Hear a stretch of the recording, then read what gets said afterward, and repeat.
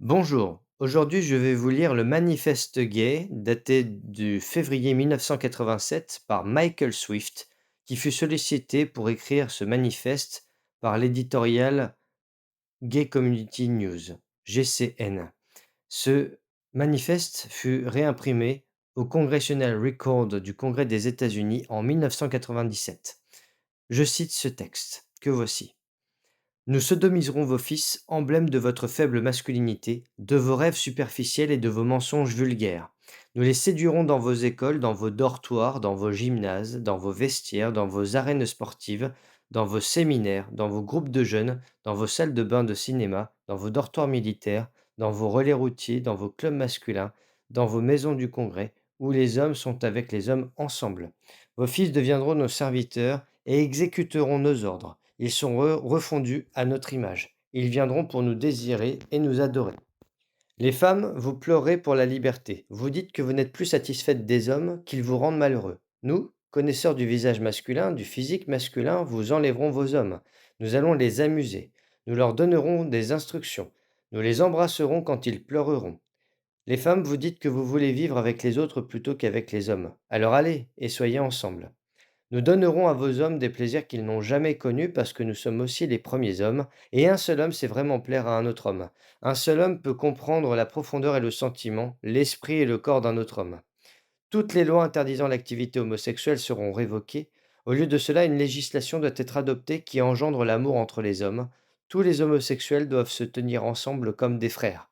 Nous devons être unis artistiquement, philosophiquement, socialement, politiquement et financièrement.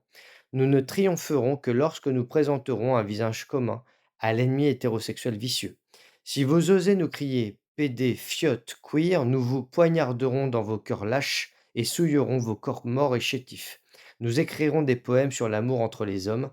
Nous allons mettre en scène des pièces dans lesquelles l'homme caresse ouvertement l'homme. Nous ferons des films sur l'amour entre les hommes héroïques qui remplaceront les amours marchés, superficiels, sentimentales, insipides, juvéniles, hétérosexuels qui dominent actuellement vos écrans de cinéma. Nous sculpterons des statues de beaux jeunes hommes, d'athlètes audacieux qui seront placés dans vos parcs et vos places. Les musées du monde ne seront remplis que de tableaux de jeunes hommes nus et gracieux. Nos écrivains et nos artistes feront l'amour entre les hommes à la mode et de rigueur, et nous réussirons parce que nous sommes habiles à définir des styles. Nous éliminerons les liaisons hétérosexuelles grâce à l'utilisation de l'arc-en-ciel, dispositifs d'esprit de ridicule, des dispositifs que nous sommes qualifiés à employer. Nous démasquerons les puissants homosexuels qui se font passer pour des hétérosexuels. Vous serez choqués et effrayés lorsque vous découvrirez que vos présidents et leurs fils, vos industriels, vos sénateurs, vos maires, vos généraux, vos athlètes, vos vedettes de cinéma, vos personnalités de la télévision, vos dirigeants de la société civile, vos prêtres ne sont pas les personnes sûres, familières, bourgeoises et hétérosexuelles que vous avez supposées être. Nous sommes partout.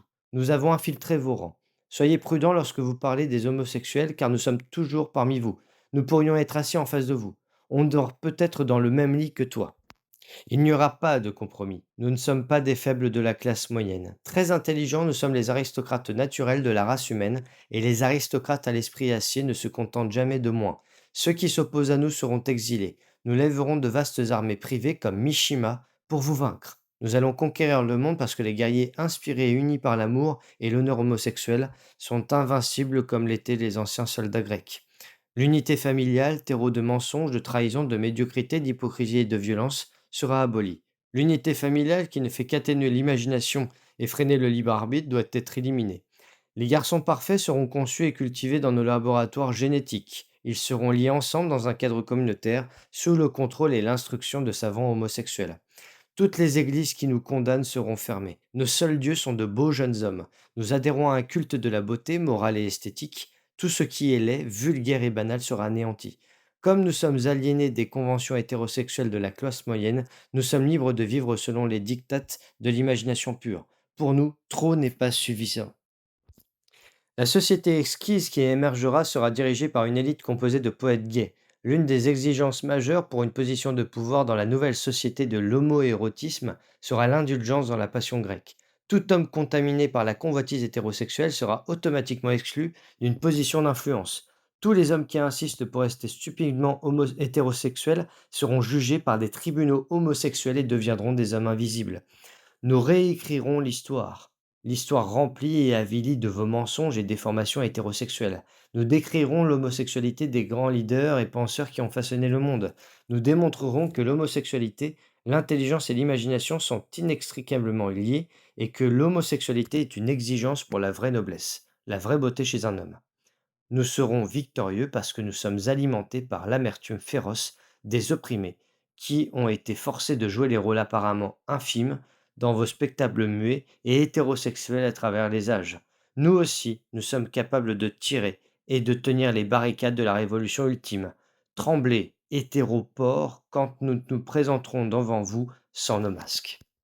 Je vous remercie.